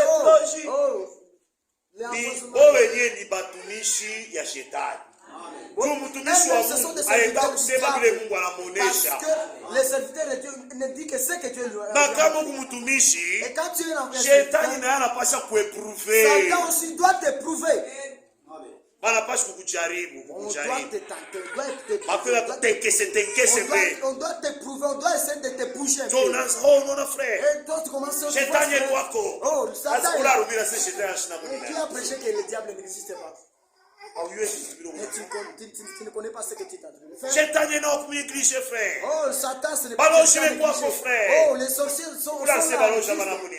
Qui a dit que les sorciers n'existent pas? Tout ça pourquoi? Parce que tu t'es mis dans. Maintenant, il prêchait. Il voit un grand vent venir. Il regarde. Non, ça, ce n'est pas normal. Oui, quand Dieu vous appelle, il vous donne même les capacités. Il regarde, il dit, interprète, arrête. Ça, ce n'est pas normal. Il a parlé, il s'adresse maintenant aux démons. Il parle aux démons. Anasema na mapepo. Allez, vous les démons, vous venez troubler le culte. Arrêtez. Musimame. Pepo ile pepo ilisimama directement. Asa leo batumishi ba leo. Même dans ce message, c'est honteux. Même dans ce message, ni mambo vous ya passez aya. toute une heure de prédication. Unapitisha tu wakati Balogi, frère, balogi. Les sorciers, frère, les sorciers. Dieu ne t'a pas appelé. Laisse ces choses. Laisse ces choses. Branham a rencontré, lui-même il dit. Même quand j'allais en Afrique, je pouvais trouver les magiciens, les sorciers. Autamshikia mahubiri anaanza balozi wa Afrika, balozi wa Kubukeya, balozi wa Baluba. Non, nous prêchons Jésus. Et quand nous prêchons Jésus, son pouvoir, sa puissance dépasse même la puissance des sorciers. Naona mtu anakuwa frère, unaona? Chez nous, nous avons buloji buku nonokana paki. Nous voyons même les sorcelleries qui sont. Ici vous ne voyez rien. Dieu évangile tout acheté. C'est ça l'évangile. Dieu y a préparation pour c'est ça la préparation pour aller au ciel. Non, ce n'est pas ça. N'a pas les ça Dieu va t'aider. Insiste. Insiste. Oh, tiens mon caso. C'est ça la préparation. Et vous soutenez ça. Vous vous préparez. Et là vous vous retrouvez dans les il n'y a pas de préparation. La préparation s'est faite avec la parole. Et Dieu nous a envoyé la parole. Alléluia. Et c'est ça, mes chers frères. Maintenant, il a fait son travail. Comme Dieu avait promis, Élie le prophète. Pourquoi Élie? Parce qu'au temps d'Élie, il y avait quelque chose. Les gens ne connaissaient pas leur Dieu. Ne connaissaient rien.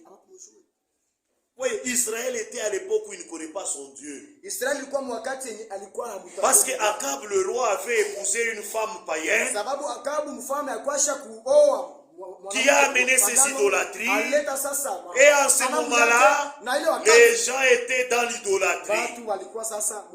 Et Dieu dit, dans cette circonstance, il faut seulement être. Il a envoyé. On ne connaît pas qui était son père, qui était sa mère. On ne dit rien. On dit seulement un habitant de Galate. On ne connaît pas qui était son père. Et quand il arrive là, un homme étrange. Il va directement au roi. Il parle au roi. Oh majesté. Akab, tu troubles le peuple avec tes idolâtries.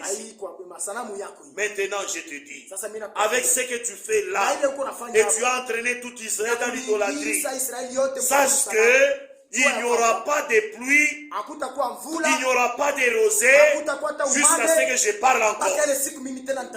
Peut-être Akab pouvait regarder. Mais toi qui es-tu? Ton père c'est qui? Ta mère c'est qui? Tu te joues de moi?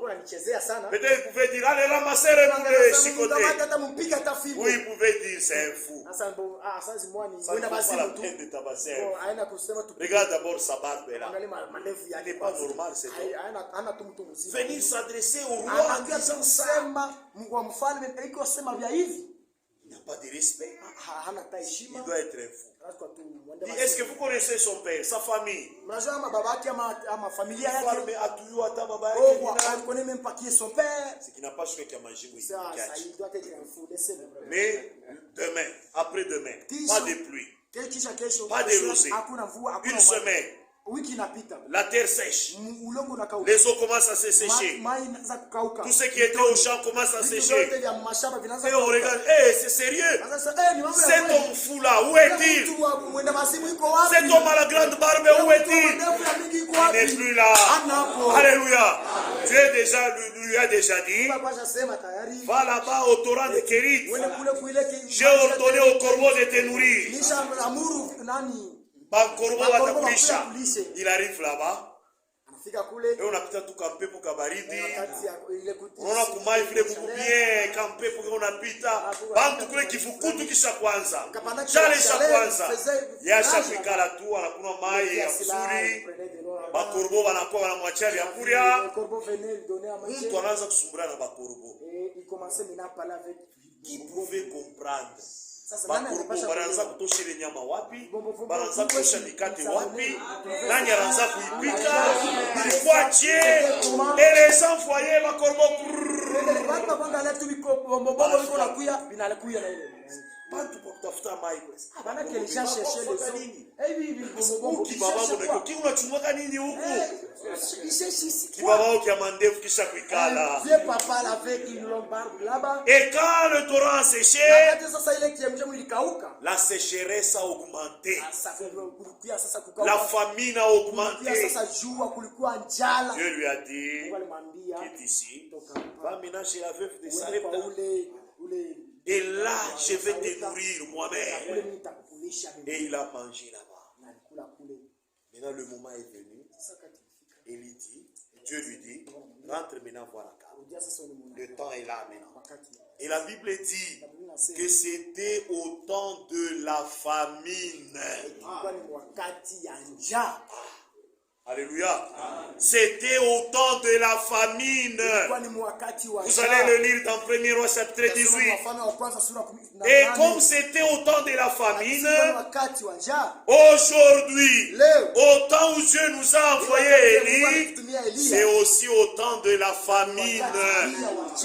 Et Amos avait déjà annoncé qu'en ce temps-ci, il y aura la famine, non pas pour le pain, non pas pour le maïs, mais la faim d'entendre les paroles de Dieu.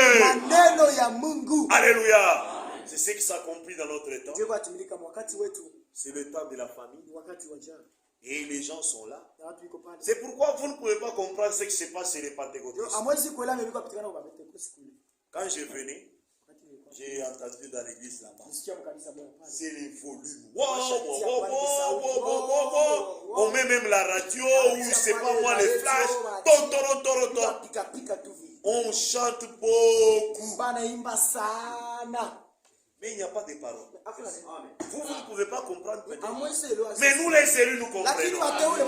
C'est le temps de la famine. Ils n'ont rien à prêcher. Ils vont lire la parole. Et puis après, ils commencent. C'est pourquoi même l'esprit. Ils n'ont rien à prêcher. Pourquoi? Parce que c'est le temps de la famille. Mais ici, nous pouvons encore continuer. Mais comme Mukubantu Mutachoka, pourquoi? Parce qu'il y a à manger. Alléluia. Moi, je me souviens il y a quelques instants, un monsieur là vient me voir. Je suis apôtre. Dieu m'envoie vers toi. Que tu puisses me payer le transport. Que j'aille à la montagne à Uzetka. J'ai 200 personnes à monter à la prière là-bas. Dieu m'envoie pour que tu me donnes l'argent. Pour payer pour tous ces gens-là. Je les regarde. Dieu t'envoie. Oui. Moi, je n'ai pas l'argent. Comment Dieu peut t'envoyer? Moi, je n'ai pas l'argent. Oui, c'est faux. Et il est sérieux. Il dit, même par un tel man, il dit non. Dieu t'a envoyé maintenant là. Pour que je te donne l'argent. Mais moi, je n'ai rien. Maintenant, Dieu t'a envoyé comment? Et puis, je vois. On t'a déjà. On t'a déjà envoyé quelque chose. Oh, l'esprit de poisson. On va te tuer. Ne manque pas du miel. Ne manque pas le lait dans ta maison. Ici je vois. Il y a l'esprit de femme. Et les gens sont sérieux. Quand vous avez ramené ma femme au marché, maintenant quand elle est venue, je lui ai dit, on m'a prophétisé qu'on a déjà... Parce que l'esprit et c'est comme ça les églises. Et vous allez voir maintenant. Esprit Abraham qui toka. Oh, l'esprit des femmes quitte. L'esprit des femmes quitte. Toi-même. Myriam, je t'aime. Qui t'a poussé là-bas? Nani alikubeba na kufarika Pilato anasukuma wewe ukamwonyesha Miriam. Ula alikusemea kwa Miriam, Miriam ninakupenda. Miriam anakataa, unaanza kumbembelesha. Qui t'a poussé là-bas? Mais pourquoi ils font ça? Parce qu'ils n'ont pas la parole. Et la Bible avait déjà annoncé qu'en ces temps de la fin, ça sera le temps de la famine, d'entendre les paroles de l'Éternel. Et les gens, ils n'ont pas la parole. C'est pourquoi vous allez écouter. Que ce soit à la radio, dans les télévisions, même dans les églises environnantes,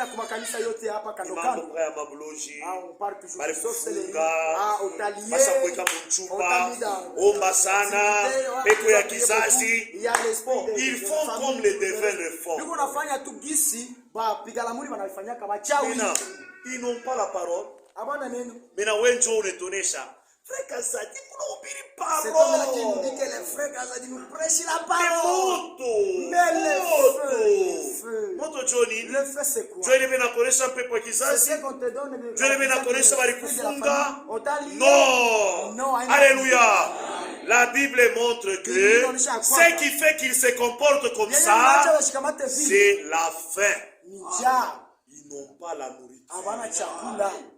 L'homme ne donne que ce qu'il a. Quand on a un jalo, si tu as faim, le pasteur a une toi-même le berger, tu n'as pas la parole. Maintenant, tu vas donner quelles sortes de paroles. Alléluia. Et c'est ce qui s'accomplit dans notre vie. Mais Dieu, dans cet âge, il nous a envoyé un prophète avec la nourriture. Alléluia. Et la nourriture, c'est la prédication de la parole de Dieu qui est sur les bandes et les brochures et que nous vous prêchons même ce matin. Alléluia. C'est ça la nourriture. Quand il a prêché, il a prêché, il a prêché. Quand il est arrivé même au 7e saut, il a dit, j'ai emmagasiné la nourriture. Toute la nourriture, je l'ai emmagasinée. Maintenant, elle pourrait être prête pour la distribution. Amen. C'est pour ça chez Moubiri, notre prédication est différente par rapport aux autres. Nous ne pouvons pas prier pour témoin de Jéhovah. Est-ce que vous pouvez vivre sur une terre qui demeure éternellement? Non, on n'est pas comme ça. Pourquoi? Parce que nous avons la parole. Amen. Dieu est un rétablissement. Et ce sont des choses qui s'accomplissent parmi nous. Et par-dessus tout, Dieu nous a dit, il nous a envoyé un enseignant. Alléluia. Un enseignant. Et la Bible dit dans Matthieu 24, quel est donc ce serviteur fidèle que son maître a établi? On n'a pas dit que l'église a établi. Non. Que le maître a établi. Quand Dieu vous établit, lui-même prend soin de vous.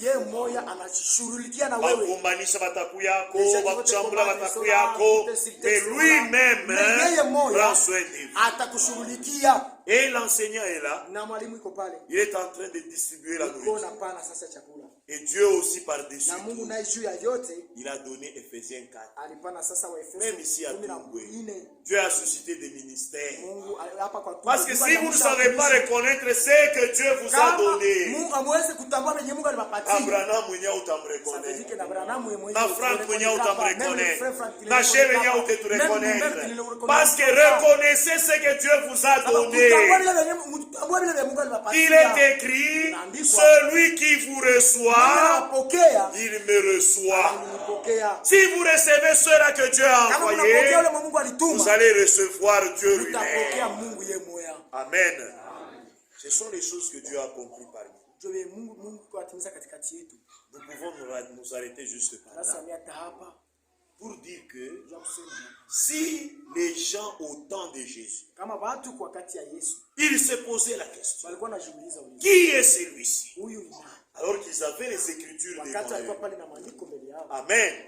Ils avaient les Écritures. Frère, unaona tu bababo wa Mungu. Tu vois un vieux papa. Asa kupanda pa kampunda. Jésus montait la cellule. Bantu beko na mulalamikia. Ah, les gens. Hosanna au fils de David. Hosanna au fils de David. Béni soit celui qui vient au nom du Seigneur. Shibantu bote baneka. N'est-ce pas tous les hommes étaient étonnés. Mais c'est il est fou. Il est normal. Mais les autres posent mais cet homme ici qui monte sur l'âne. Le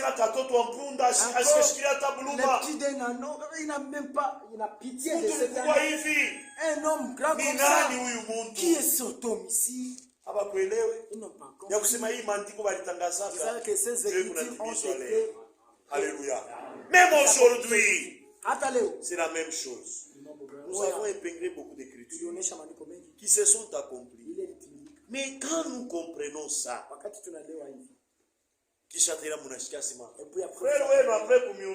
votre frère après la prédication, il a engrossé une sœur. Vous dites quoi? Le frère qui a prêché là. Non, laisse, ce n'est pas lui. Et je vous dis. Est-ce que vous allez croire encore? Voyez, c'est pourquoi même chez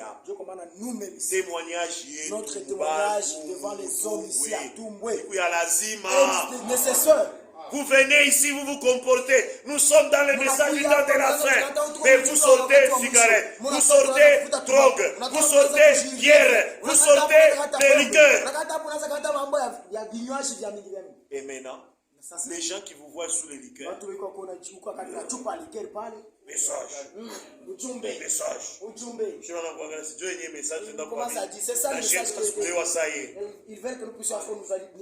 Quand nous réalisons la parole de Dieu que Dieu nous a envoyée, le message, les écritures qui nous concernent, nous devons être très sérieux. Arrêtez les vanités, arrêtez les futurités et recherchez la présence de Dieu dans sa vie. Amen. Chacun doit rechercher la présence de Dieu dans sa vie. Amen. Et nous allons continuer avec ce message qui est celui vendredi prochain, Dieu voulant. Et nous allons entamer maintenant pour connaître qui est le Seigneur Jésus. Amen. Reconnaissez aussi ce que Dieu fait par nous. Si vous avez un berger que vous ne respectez pas, est-ce que c'est moi que vous allez respecter? Vous n'allez pas aussi me respecter.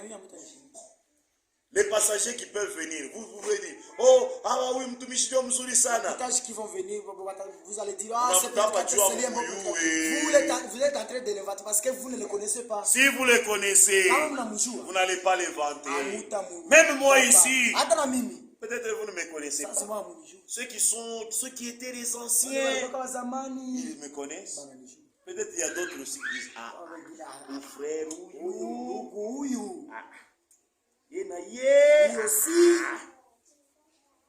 Même si j'étais avec vous, vous n'allez pas me supporter peut-être. Mais les écritures s'accomplissent devant vous.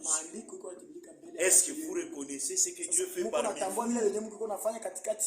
Dieu vous a donné des serviteurs, il vous a donné des bergers, il vous a donné des diacres. Si tu n'as même pas le respect à l'égard du diacre, tu n'y offenses mon frère Branham anasema mheshimie mtu hata ni mloko yako, umheshimie ile kazi unafanyia Mungu. Respectez-le à cause de l'œuvre qu'il est en train de faire dans le nom de Dieu. Alléluia. Respectez-le, ma soeur. Respectez-le, mon frère. Mais Dieu a déjà accompli sa parole. Maintenant, qui reconnaissent que Dieu nous a envoyé un message? Qui reconnaissent? Qui reconnaissent que ce message a été envoyé pour notre préparation? Que Dieu vous bénisse beaucoup, mes chers frères. Vous qui reconnaissez maintenant que votre vie prouve ce que vous croyez. Amen. Que votre vie prouve ce que vous croyez. Donc hapa tunatoka tunayosema bantu beko munjala. Kama unataka pale tuza unasema bantu beko munjala. Les hommes asifiwe, que Dieu soit loué, tukabulia neno. Alléluia. Notre vie doit aussi le prouver. Notre vie, vendredi, quand je suis arrivé, j'entendais dans la prière l'exhortation. C'était très bien. Ruth et Naomi. Si quelqu'un peut suivre sa belle-mère, vous savez la manière dont la mais vous voyez quelqu'un qui dit hey belle-mère, arrête de me dire de rentrer. Moi je te suis. Il dit non, rentre comme ça. Hey, il ne faut pas me dire ça. Moi je te suis. Partout où tu iras, je serai avec toi. Ton Dieu sera mon Dieu. Et si j'ai changé de décision, que Dieu me traite dans toute sa rigueur. Une païenne qui fait ça. Il a vu le témoignage. Est-ce que toi aussi on peut voir ton témoignage? Ah, tes bons frères, tes belles sœurs. Les dieux de cet homme ici, les dieux de cette femme ici, qu'ils sont aussi mon Dieu. Message ya huyu baba. Que ce message message. Dit toujours le message. Message ya huyu baba. Le message de cet homme. Que ça soit aussi mon message. Est-ce que les gens peuvent dire ça? C'est ça le témoignage. Nous croyons que les Écritures doivent être notre vie. Alléluia.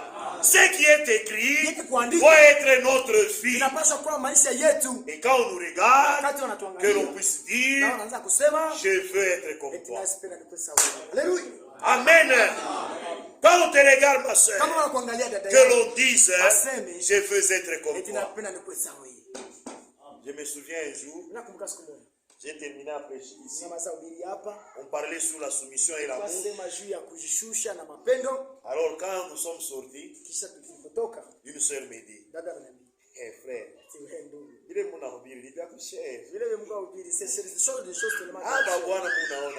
nos maris que vous voyez ici, c'est seulement dans l'église. J'avais dit, ce sont des choses de la mais pour nous aimer véritablement, c'est un grand problème. C'est que témoignage qui ça veut dire que le témoignage est encore faux. Maintenant tu vas attirer. Il faut les témoignages. Il faut que ces témoignages, même ma femme. Il faut les chiffres mina kufwa. Même les jours na Bible on a ria. Ashiria c'est ende wake ende. Aucune personne qui passe kwa mimi na msumari ende. Il faut que quand il pleure et on a ria na sema mina potesha mtoto. Alléluia. Même les enfants quand ils pleurent, ils disent papa est parti. C'était vraiment un homme de Dieu.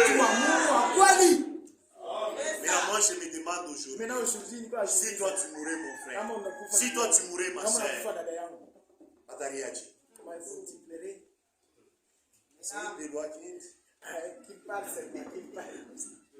Amen. Que Dieu vous bénisse. Nous arrêtons par là aujourd'hui. Je crois que vendredi, Dieu voulant, on va continuer pour connaître qui est le Seigneur Jésus. Parce qu'il a dit, si vous ne me connaissez pas, et vous demeurez dans le péché, il faut le connaître. Les pharisiens ne l'ont pas connu. Ils sont morts dans leur péché. Mais si vous le connaissez, comme le pasteur nous a lu l'écriture, que lorsque vous le connaissez, c'est lui la vie éternelle. Amen. Nous pouvons nous lever. On nous entonne un petit cantique. Et le pasteur va nous conduire dans la prière.